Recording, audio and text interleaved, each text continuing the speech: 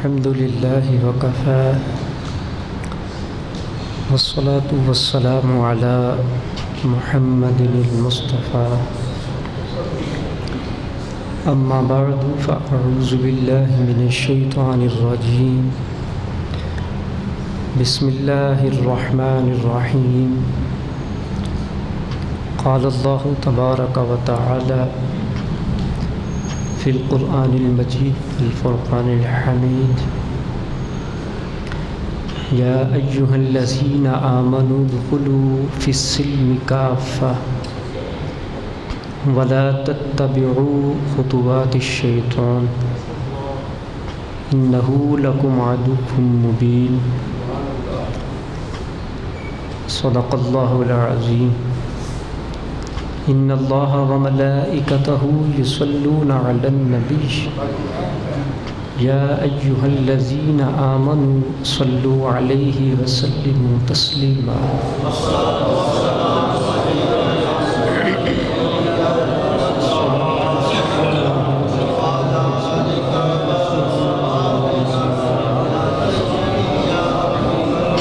الصلاة والسلام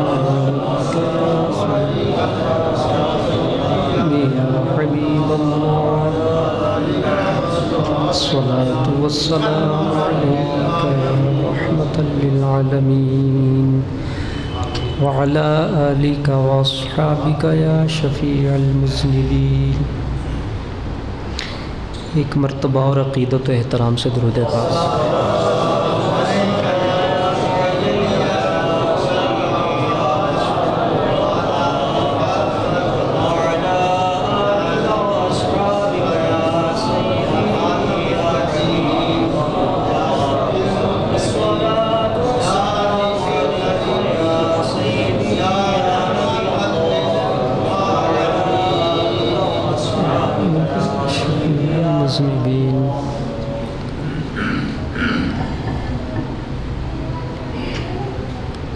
اس آیت مبارکہ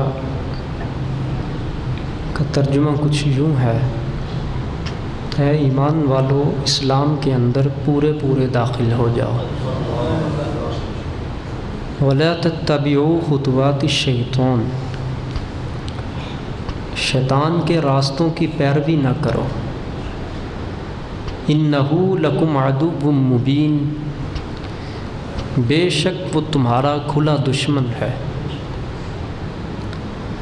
فَإِن زَلَلْتُم مِّن بَعْدِ مَا جَاءَتْكُمُ الْبَيِّنَاتُ، پس اگر تم پھسل گئے بعد اس کے کہ تمہارے پاس میری نشانیاں پہنچ چکی. فَاعْلَمُوا، تو یہ بات جان لینا، ان اللہ عزیز حکیم، بے شک اللہ بہت غالب حکمت والا ہے. یہ آیت انتہائی جامع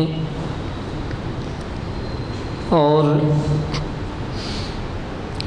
راہ تربیت میں بہت ہی پر موضوع آیت ہے. اگر دو لفظوں کے اندر اس کا خلاصہ مطلوب ہو تو پھر یوں کہنا چاہیے: اسلام قبول کرنے کے بعد انسان اپنی من مانی سے کام نہ لے بلکہ خدا کی فرما برداری سے کام لے.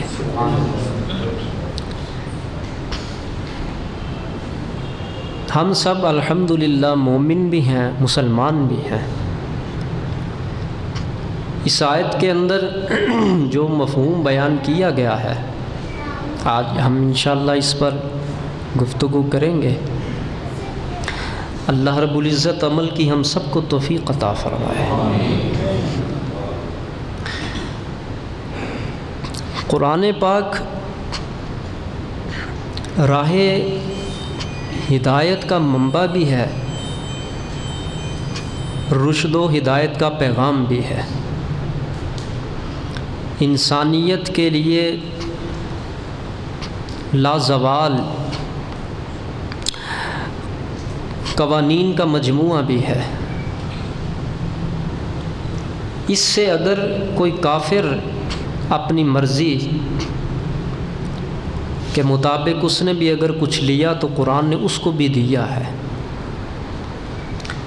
کاش کہ یہ مومن قرآن پاک کی تعلیمات سے اس کو محبت ہو جائے تو انشاءاللہ اس کی رسوائی جو ہے وہ ترقی میں بدل جائے گی، اس کی جو ذلت ہے وہ عزت میں بدل جائے گی، اس کی اس دنیا کے اندر جو پریشانیاں ہیں وہ خوشیوں میں تبدیل ہو جائے گی۔ خسارہ جتنا بھی ہے ہمارے پاس وہ سب کا سب قرآن پاک کی تعلیمات سے دوری کا نتیجہ ہے۔ یا ایھا الذین آمنوا، اے ایمان والو، اسلام کے اندر پورے داخل ہو جاؤ۔ پورے داخل ہونے کا کیا مطلب ہے کہ جب اسلام قبول کیا ہے تو پھر بعض معاملات کے اندر اپنی مرضی نہ کرو، اپنی خواہشات کی پیروی نہ کرو۔ جہاں پر شریعت اچھی لگے اور اپنے مزاج کے مطابق ہو وہاں پر عمل کر لیتے ہیں ہم، جہاں پر شریعت مزاج کے مطابق نہ آئے تو وہاں پر مزاج پر عمل کرتے ہیں ہم۔ اور وہ لوگ جو اسلام کے اندر پورے داخل ہو جاتے ہیں پھر شیطان ان کو پھسلا نہیں سکتا ہے، شیطان ان پر پھر اپنا وار کرتا تو ہے مگر چلتا نہیں ہے۔ پارہ نمبر 14 میں ایک آیت موجود ہے جس کا ترجمہ یوں ہے، اے میرے رب تیرے کچھ بندے ایسے ہیں جن پر میرا وار نہیں چلتا، وہ تیرے خالص اور مخلص بندے ہیں۔ اس سے پتہ یہ چلا کہ وہ انسان بھی اسی دنیا کے اندر ہیں۔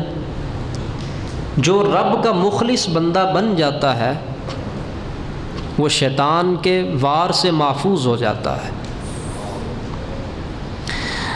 وَلَا تَتَّبِعُوا خُطُوَاتِ الشَّيْطَانِ، شیطان کے راستوں کی پیروی نہ کرو، إِنَّهُ لَكُمْ عَدُوٌّ مُّبِينٌ، بے شک یہ تمہارا بالکل کھلا چھپا ہوا نہیں، بالکل کھلا اور واضح دشمن ہے، جس نے دشمنی کا واضح اعلان کیا ہوا ہے کہ جتنے بھی اہل ایمان ہیں وہ سب میرے دشمن ہیں اور میں ان کا دشمن ہوں۔ کیسا وہ انسان کم علم اور کم فہم ہے اور کتنا گھاٹے کا سودا کرتا ہے۔ شیطان نے جس کو دشمنی کا چیلنج دیا ہوا ہے، شیطان نے جس کو نقصان کا چیلنج دیا ہوا ہے کہ میں تمہارا نقصان کرنے سے باز نہیں آؤں گا، نقصان تمہارا کروں گا میں، آج انسان نے اسی کی تعلیمات کو اپنے سینے سے لگایا ہوا ہے، آج بندہ اسی کی پیروی کر رہا ہے۔ میں اس مفہوم کو یوں سمیٹتا ہوں، جس بندے کو بتانے کے باوجود کہ یہ تمہارا دشمن ہے، وہ اس کو دشمن سمجھے بھی مگر اس کے باوجود کہے کہ پیروی پھر بھی میں نے اپنے دشمن کی ہی کرنی ہے، اس کا کیا شکوہ بنتا ہے رب کے ساتھ پھر اپنی مصیبتوں کے ذکر کرنے کا، اپنی تکالیف ذکر کرنے کا رب کی بارگاہ میں اس کا کوئی بھی شکوہ نہیں بنتا ہے کہ وہ اللہ کی بارگاہ کے اندر پھر یوں کہے ہائے میرے اوپر مصائب ڈیرا ڈالے ہوئے ہیں۔ جب شیطان کی تعلیمات لے لی ہیں ہم نے، شیطان کی تعلیمات کو قبول کیا ہوا ہے، خطوات الشیطان پر ہم عمل کر رہے ہیں، جس کی واضح دشمنی اللہ تعالیٰ نے قرآن کے اندر بیان کر دی ہوئی ہے، اس کے باوجود جو انسان اپنی تربیت نہیں کرتا ہے اور شیطان کے راستوں سے پیچھے نہیں ہٹتا ہے، بلکہ معذرت کے ساتھ میں اگر یہ لفظ کہوں تو یہ بھی مبالغہ نہیں ہے، حقیقت ہے، شیطان کے راستوں کے اندر جو لوگ مزید آسانی پیدا کرتے ہیں، جتنے راستے شریعت کے خلاف انسان اپنے عمل سے کھولتا ہے یہ سب شیطانی راستے کھول رہا ہے، اور جتنے شیطانی راستے لوگ کھولتے ہیں یہ اللہ کے بھی دشمن ہیں اور اللہ کے رسول کے بھی دشمن ہیں۔ تلبیس ابلیس امام ابن جوزی کی کتاب ہے، بہت معروف اور بڑی شاہکار کتاب ہے اپنی تربیت کرنے کے لیے۔ فرماتے ہیں کہ ایک بزرگ فرماتے ہیں مجھے شیطان کا سامنا ہوا، میں نے کہا سنا آج کل بڑی فتنہ انگیزی تو نے پھیلائی ہوئی ہے، تو اس نے کہا میں ایک دور تھا کہ میں لوگوں کو تعلیم دیتا تھا، مگر آج ایک دور یہ ہے کہ یہ لوگ مجھے تعلیم دیتے ہیں۔ میں تو ایک حد تک فساد اور شیطنت رکھتا ہوں، مگر یہ جو انسان ہیں، یہ جو لوگ ہیں، یہ تو آج مجھے تعلیم دے رہے ہیں کہ یہ راستہ بھی فساد کا ہے، یہ بھی راستہ بربادی کا ہے، یہ بھی راستہ بربادی کا ہے، فلاں راستہ بھی بربادی کا ہے۔ میں نے ان کو کیا تعلیم دینی، یہ تو مجھے تعلیم دے رہے ہیں اس دور کے اندر۔ آپ دیکھ سکتے ہیں، دیکھ لیں آپ، مسلمان کا کیا کام بنتا ہے کہ قرآن کی تعلیم کے خلاف بات کرے؟ مسلمان کا کیا کام بنتا ہے کہ وہ حضور علیہ الصلوۃ والسلام کی سنت کے خلاف بات کرے؟ ہم جتنے بیٹھے ہوئے ہیں مسجد میں جو آئے ہیں یہ سب اہل ایمان ہے نا، سب اہل اسلام ہے، مگر جس وقت دین پر گفتگو کی جائے، ان کے سامنے گھروں کے اندر بات کی جائے عمل کی، تو اس کے اندر جلانیہ علم کی ہم پیش کرتے ہیں، طرز کے بہانے ہم پیش کرتے ہیں۔ قرآن و سنت کی تعلیمات کے اوپر بعض لوگ اعتراض بھی کرتے ہوئے دیکھے گئے ہیں، وہ اعتراض بھی کر ڈالتے ہیں قرآنی تعلیمات پر اور حضور علیہ الصلوۃ والسلام کی تعلیمات پر۔ تو یہی وہ تمام لوگ ہیں جو شیطان کے معاون ہیں۔ اس بندے کی کتنی بڑی بربادی ہے جو اس دنیا کے اندر شیطان کا معاون ہے، جو شیطان کے مشن کی معاونت کرتا ہے، اس کی پیروی کر کے اس کے مشن کو آگے بڑھاتا ہے۔ اور وہ کتنا خوش نصیب انسان ہے جو حضور علیہ الصلوۃ والسلام کی پیروی کر کے حضور کا مشن آگے بڑھاتا ہے۔ دو ہی راستے ہیں، تیسرا کوئی راستہ نہیں ہے۔ اپنے وجود کے اوپر اگر ہم اللہ اور اللہ کے رسول صلی اللہ علیہ وسلم کا نظام نافذ نہیں کریں گے تو شیطان اپنا نظام اوپر چڑھا دے گا، پھر اپنا کور چڑھا کے چھوڑے گا پھر۔ اور جو لوگ اپنے وجود کے اوپر اللہ اور اللہ کے رسول صلی اللہ علیہ وسلم کی پیروی کا نظام جاری کر دیتے ہیں، پھر شیطان ان کے قریب تک نہیں پھٹکتا ہے۔ جس ابلیس کی آج پیروی کر کے لوگ خوش ہوتے ہیں، جس شیطان کی پیروی کر کے آج لوگ اپنی چھاتیاں چوڑی کر کے چلتے ہیں اور اپنے آپ کو ایک قابل فخر انسان اور مسلمان سمجھتے ہیں،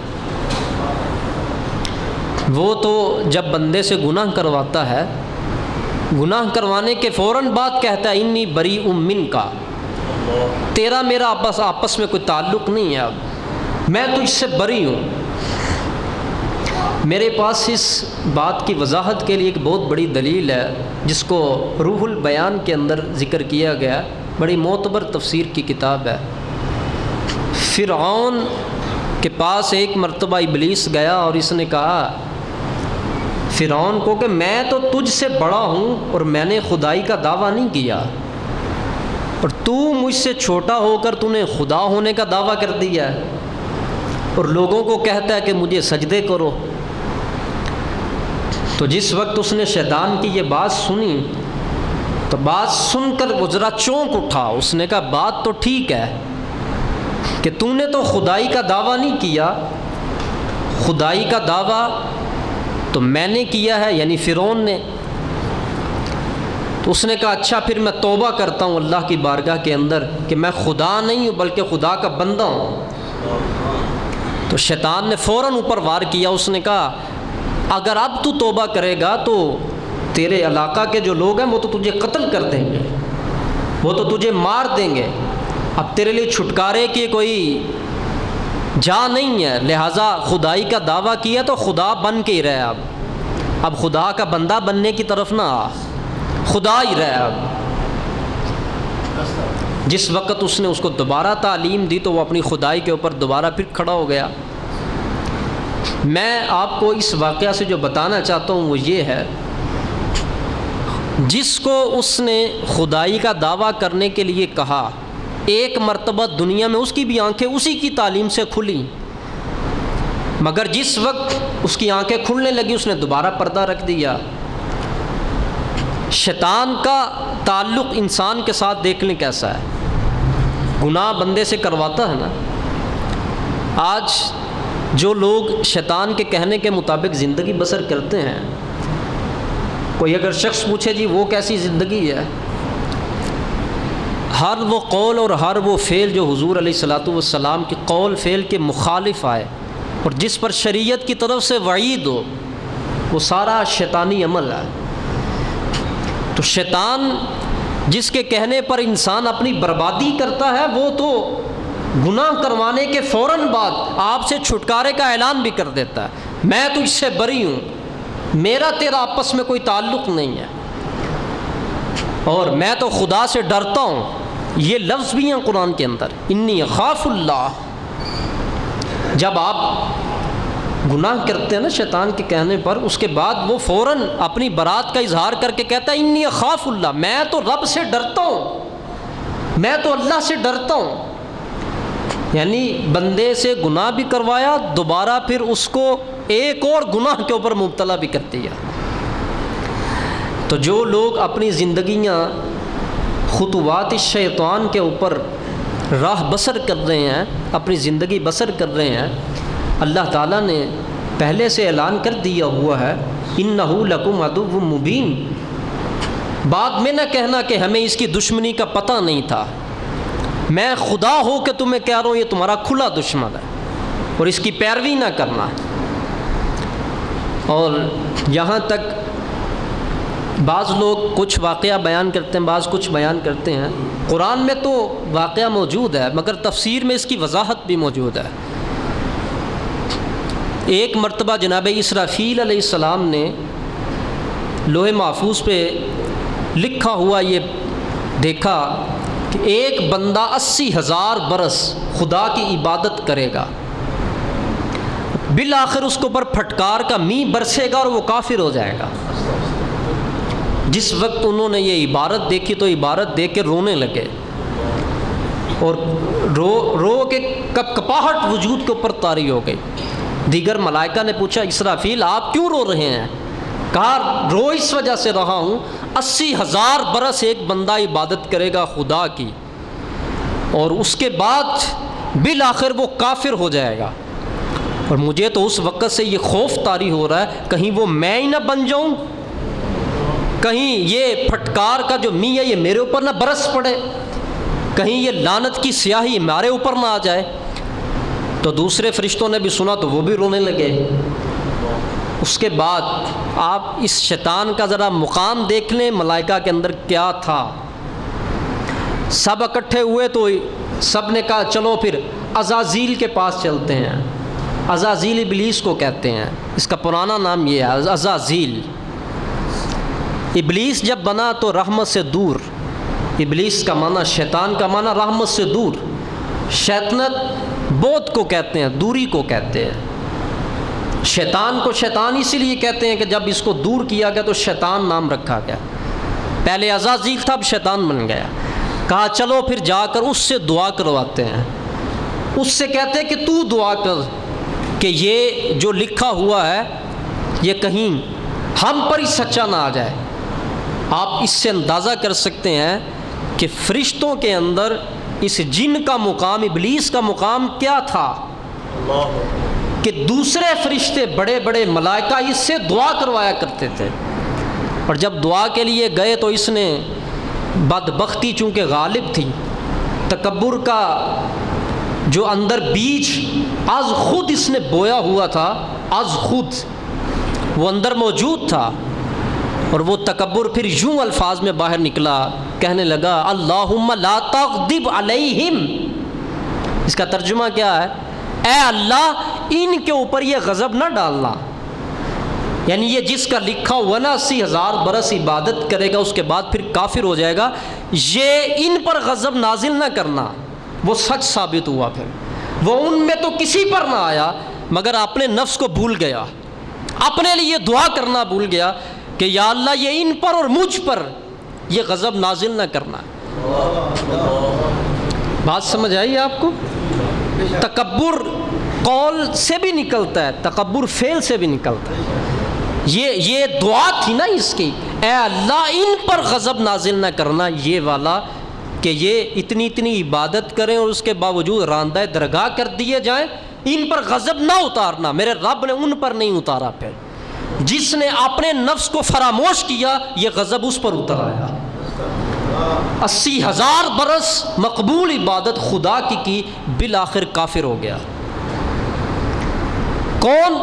ملائکہ کے اندر مطلوب دعا، جس سے فرشتے دعا کروائیں، ملائکہ جس کے پاس جائیں اور جا کے دعا کا کہیں، جب اس نے اپنے نفس کو فراموش کیا اس وقت رب کا غضب اس پر اتر آیا۔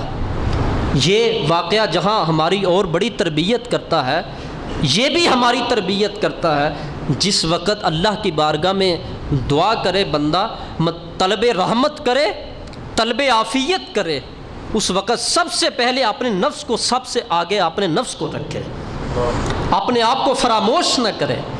اس نے فراموش کیا تو وہ غضب اسی کے اوپر آن پڑ گیا، اور 80,000 برس عبادت کرنے والا بالآخر کافر ہو گیا، اور کافر ہو کے خدا کا دشمن بن گیا، انسانیت کا دشمن بن گیا، اسلام اور مسلمانوں کا دشمن بن گیا۔ تو برادر محترم، ہم کہاں پر کھڑے ہیں؟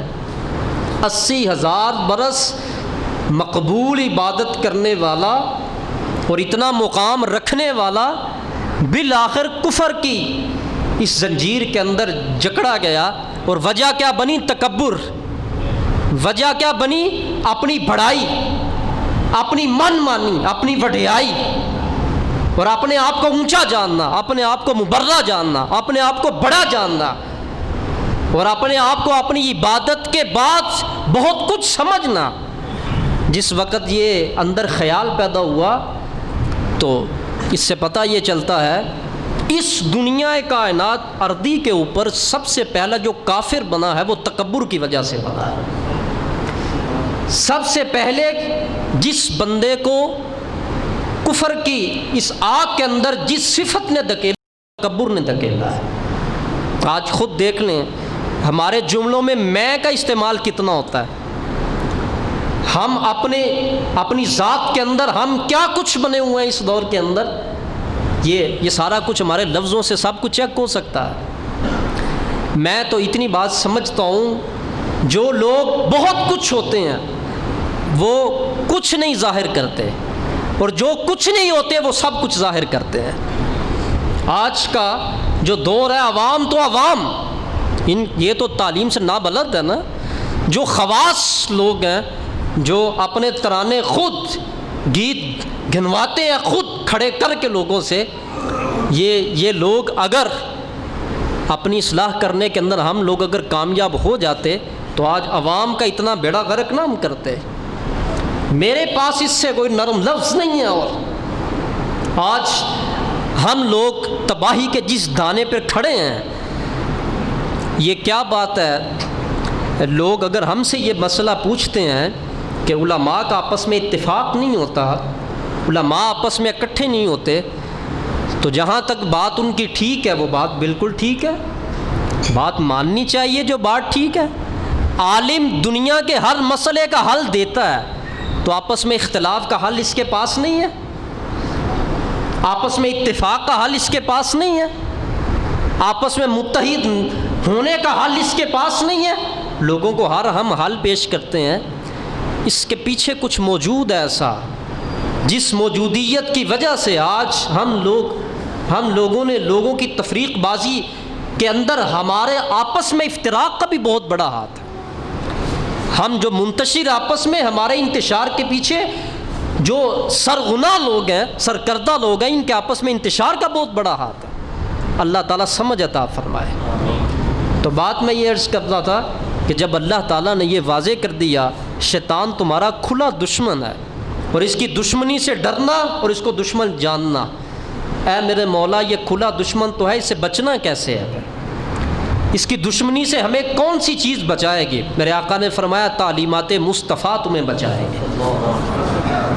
آج وہ لوگ جو اپنے وجود کے اوپر حضور علیہ السلام کی تعلیم کی کوئی جگہ نہیں رکھتے، ان کا وجود پرباش ہے، ان کی آنکھیں پرباش ہیں، ہاتھ، فکر، دل، دماغ، اس میں پہلے سے ہی پیغامات موجود ہیں، احکامات موجود ہیں، پیروی کے لیے ہدایات موجود ہیں، جن کا وجود پہلے سے ہی پرباش وجود ہے، وہ اپنے نبی پاک علیہ السلام کی تعلیم اپنے وجود پر طاری کرنے کے لیے جگہ نہیں رکھتے ہیں۔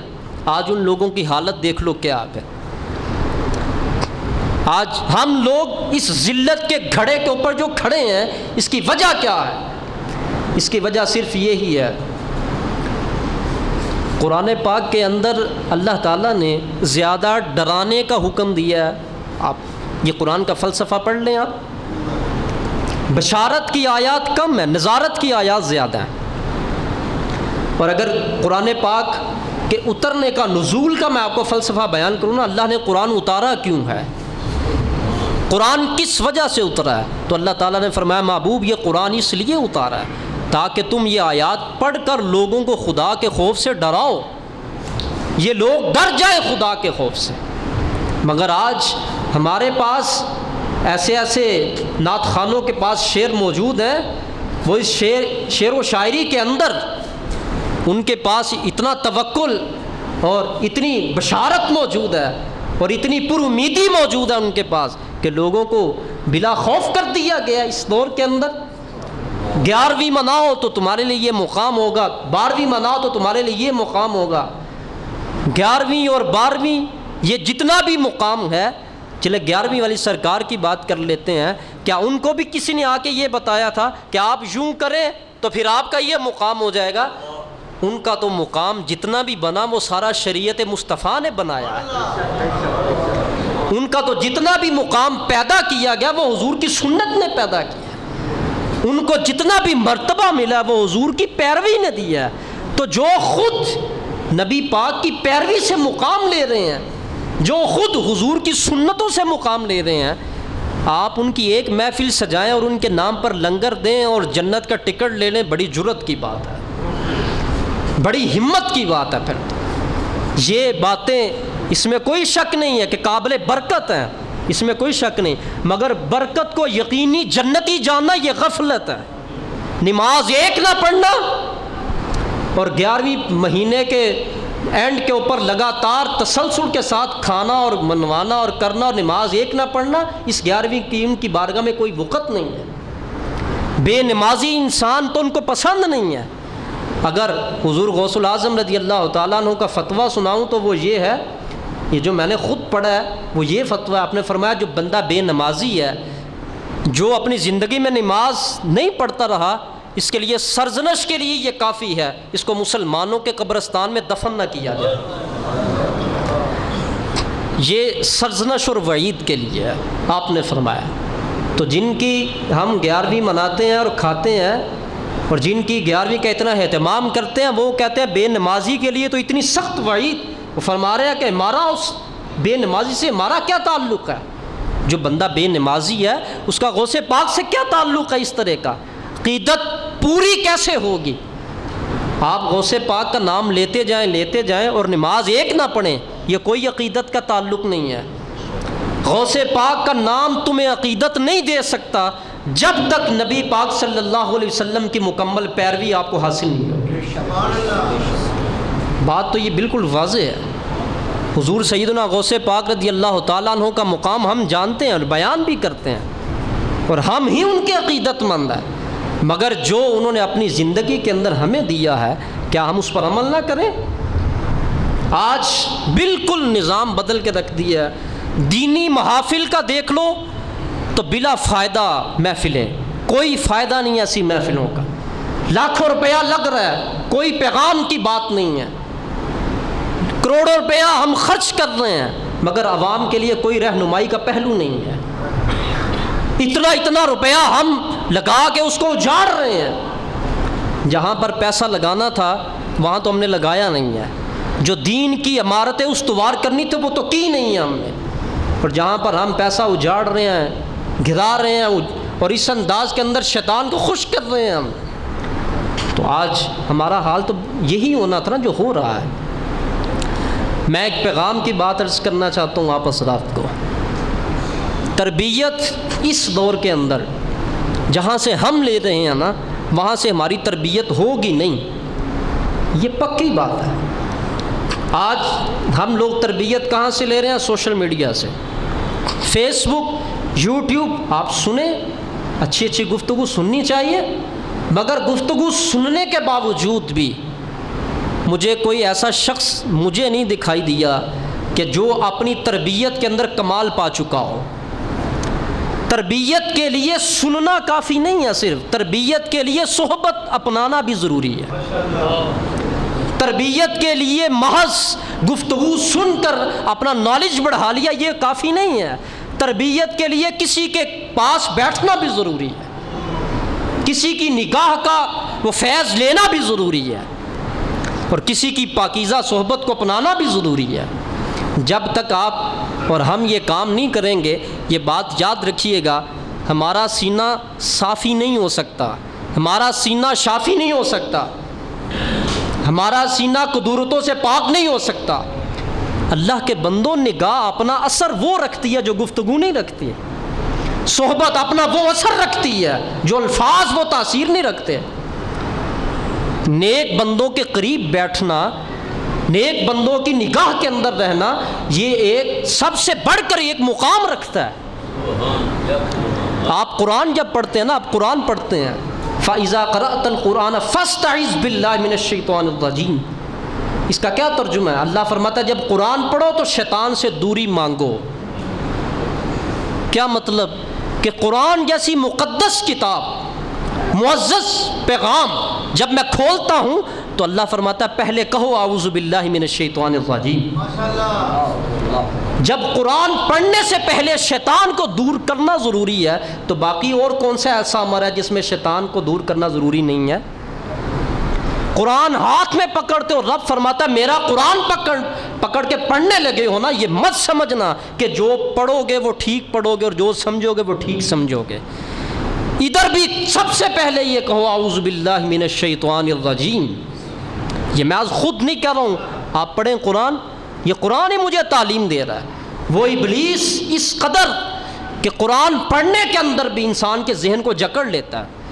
قرآن انسان پڑھ رہا ہوتا ہے، آج ایسے بڑے لوگ ہیں جو قرآن کا ترجمہ محض سادہ ترجمہ جانتے ہیں، علماء سے جھگڑتے پھرتے ہیں، پتہ ان کو کچھ بھی نہیں ہے، اردو کی 2 لائنیں 4 لائنیں پڑھتے ہیں تو علماء کے ساتھ جھگڑا کرتے ہیں، نہ ان کو یہ پتہ ہے اس آیت کا حکم کیا ہے، نہ ان کو یہ پتہ ہے یہ آیت ناسخ ہے کہ منسوخ ہے، نہ ان کو یہ پتہ ہے یہ آیت مطلق ہے کہ مقید ہے، نہ ان کو یہ پتہ ہے کہ دلالت کی کون سی 4 قسموں میں سے کس آیت کے تحت یہ کون سا حکم ثابت ہو رہا ہے، نہ ان کو یہ معلوم یہ کافروں کے لیے آیت ہے یا مسلمانوں کے لیے ہے، نہ یہ اس چیز کا پتہ ہے کہ اس کی 63 سالہ زندگی تک قید ہے یا قیامت تک کے لیے حکم ہے، کچھ نہیں پتہ، محض قرآن پڑھ لیا اور قرآن پڑھ کے کہہ رہا میں ہدایت حاصل کر لوں گا، تو رب کا قرآن بھی پڑھ۔ اللہ فرماتا ہے قرآن پڑھنے سے پہلے شیطان سے دوری مانگو۔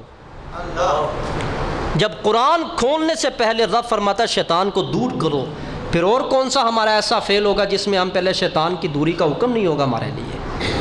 کس وجہ سے؟ اس لیے کہ رب نے فرمایا اِنَّهُ لَكُمْ عَدُوٌّ مُّبِينٌ، یہ کھلا دشمن ہے، یہ قرآن کے اندر سے بھی تجھے گمراہ کر دے گا۔ آج بڑے لوگ ہیں بغل میں قرآن ہے مگر دل کے اندر حضور کا ادب نہیں ہے، احترام نہیں ہے نبی پاک علیہ السلام کا، حضور کی آل کا احترام نہیں ہے۔ آج لوگ ہمیں کہتے ہیں مولانا ایسی گفتگو نہیں کریں آپ، تو پھر کیسی کریں؟ آپ آ کے کر دیں، پھر آپ آ کے کر دیں، پھر ممبر کے اوپر آپ بتا دیں پھر قرآن کا حکم کیا ہے، پھر آپ بتا دیں پھر حضور علیہ السلام کا فرمان کیا ہے۔ اس سے پتہ یہ چلا ہر قرآن پکڑنے والا اور پڑھنے والا ضروری نہیں کہ وہ شیطان سے کے چنگل سے باہر ہوگا۔ جب رب خود فرما رہا ہے قرآن پڑھنا کوئی دلیل نہیں ہے اس بات کی کہ قرآن پڑھنے والا صحیح راستے پر بھی ہے۔ بڑے بڑے قرآن پڑھ کے یضل بہ کثیرا ویہدی بہ کثیرا، پہلا پارہ ہے، اللہ نے فرمایا بہت سارے قرآن پڑھ کے گمراہ ہو جائیں گے اور بہت سارے قرآن پڑھ کے ہدایت پا جائیں گے۔ یہ کیا معیار ہے پھر ہمارے پاس؟ کیا معیار ہے ہمارے پاس کہ میں کہوں میں قرآن سمجھتا ہوں، قرآن پڑھتا ہوں تو میں ہدایت پر ہوں؟ معیار کتاب نہیں ہے، معیار صحبت صالحیت ہے، معیار صحبت ولایت ہے، معیار نیکوں کی صحبت ہے۔ جب تم نیکوں کی صحبت کے پاس بیٹھو گے تو وہ پھر تمہیں بتائیں گے اس قرآن کی آیت کا یہ مطلب ہے اور اللہ کے اس حکم کا یہ مطلب ہے۔ شیطان ورنہ اس سے پہلے آپ پڑھ رہے ہوں گے، بعض ایسے لوگ ہیں اس دور میں، آپ دیکھیں میڈیا چینل کے اوپر قرآن کے حکامات کی دھجیاں اڑاتے ہیں اور لوگ کہتے ہیں وہ قرآن پڑھ رہا ہے۔ قرآن تو وہ پڑھ رہا ہے مگر پڑھ اپنی طبیعت سے رہا ہے، شریعت سے نہیں پڑھ رہا۔ تو معیار رب نے قرآن کی پیروی نہیں صرف کہا، اہدنا الصراط المستقیم، کیا ترجمہ ہے اس کا؟ سیدھے راستے پر چلو۔ یا اللہ سیدھا راستہ کون سا ہے؟ صراط الذین انعمت علیہم، یہ نہیں کہا سیدھا راستہ وہ ہے جن کے ہاتھ میں قرآن ہوگا، یہ نہیں کہا سیدھا راستہ وہ ہے جن کے ہاتھ میں حدیث ہوگی، فرمایا سیدھا راستہ ان لوگوں کا جن پر میرا انعام ہوا ہے، تاکہ کوئی بندہ یہ نہ مجھے بعد میں کہے اتنی بڑی بات کرنے دلیل کوئی نہیں، یہ تو سورۃ الفاتحہ میں دلیل موجود ہے۔ اللہ نے فرمایا جو قرآن پکڑ کے تمہیں دکھائے یہ کوئی ضروری نہیں کہ یہ سیدھے راستے پر ہے، جو تمہیں حدیثیں پڑھ کے دکھائے یہ کوئی ضروری نہیں کہ سیدھے راستے پر ہے۔ سیدھا راستہ کون سا ہے؟ انعمت علیہم، جن پر میں نے انعام کیا ہے، اور انعام والے لوگ ہوتے ہی وہ ہیں جو قرآن کو قرآن سمجھ کے پڑھ کے عمل کرتے ہیں اور حدیث کو سمجھ کے پڑھ کر عمل کرتے ہیں۔ جتنے ولی ہیں سب انعام والے ہیں۔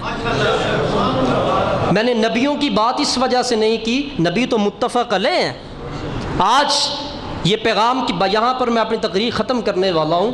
آج لوگ پوچھتے ہیں کس کی پیروی کریں؟ یہ کوئی مشکل بات ہے؟ یہ تو سورۃ الفاتحہ کے اندر اللہ نے واضح کر دیا بات، کس کی پیروی تم نے کرنی ہے۔ آج لوگ کہتے ہیں اتنے گروہ بن گئے ہیں، کس گروہ میں جائیں پتہ ہی نہیں چلتا۔ کیوں نہیں پتہ چلتا؟ پاؤں میں ڈالنے والا جوتا خریدنا ہو تو 2 گھنٹے بازار میں گھوم لیتے ہیں ہم، یہ پتہ ہے ہمیں کہ اچھا جوتا کون سا ہے، تو یہ بھی پتہ کرنا چاہیے اور کرنا بھی ہے، اور جب لگ جائے تو پھر عمل بھی کرنا ہے۔ جب اللہ تعالیٰ نے فرما دیا ہے کہ سیدھا راستہ ان لوگوں کا ہے جن پر میں نے انعام کیا ہے، میرے انعام والے لوگ سیدھے راستے پر ہیں۔ اب سوال پیدا ہوتا ہے یا اللہ انعام والے لوگ کون سے ہیں؟ فرمایا انعام والے لوگ کون سے ہیں؟ الذین انعم اللہ علیہم من النبیین والصدیقین والشہداء والصالحین۔ فرمایا نبی، صدیق، شہید اور قیامت تک جتنے ولی آئیں گے وہ سب کے سب فرمایا ان پر میرا انعام ہوتا ہے۔ جھگڑا یہاں پہ ختم کر دینا چاہیے۔ اس دور میں نبی کوئی نہیں ہے اور اس دور میں وہ صدیق بھی نہیں ہے جس صدیق کا قرآن کے اندر ذکر ہے۔ اگر صالحیت کے معاملے میں ان کو صدیق کہہ لو تو وہ ادنا اطلاق تو ہوتا ہے۔ شہداء بھی اس دور میں ہیں، صالحین، یہ دیکھو کتنا واضح عقیدہ ہے، اور اللہ کا شکر ہے جس عقیدے کے اندر میں ہوں اس کی اللہ تعالیٰ نے کس انداز میں کرم نوازی فرما کے اس کی وضاحت فرمائی ہے۔ فرمایا وہ عقیدہ جس میں پرہیزگار صالحین یعنی ولی لوگ ہیں ان پر میرا انعام ہے، تو جن پر خدا کا انعام ہے وہ جس مسلک میں ہوں گے اس مسلک کے اوپر بھی خدا کا انعام ہے۔ نعرہ تکبیر،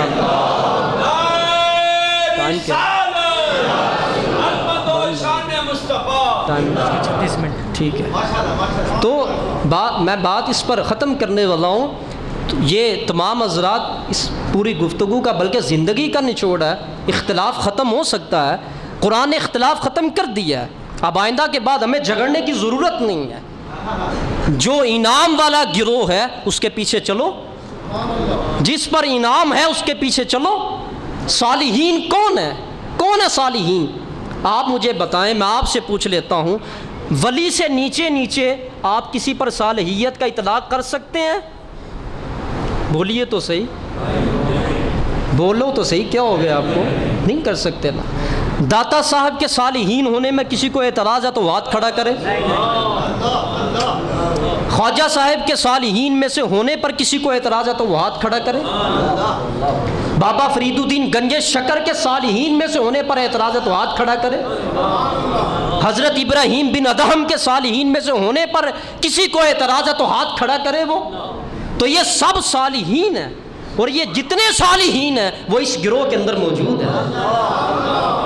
اور اللہ نے یہی تو فرمایا قرآن کے اندر کہ جس گروہ کے اندر صالحین ہیں ان پر میرا انعام ہے، اور جن پر میرا انعام ہے فرمایا ان کی پیروی کرو۔ تو پھر میں یہ بات کیوں نہ کہوں، اللہ کے فضل سے اور حضور علیہ السلام کی نگاہ رحمت سے ہم جس گروہ کے اندر ہے یہ صالحین کا گروہ ہے، اور جس گروہ کے اندر صالحین ہے اسی پر خدا کا انعام ہے۔ تو اللہ تعالیٰ کا انعام ہے اس جماعت کے اوپر، الحمدللہ۔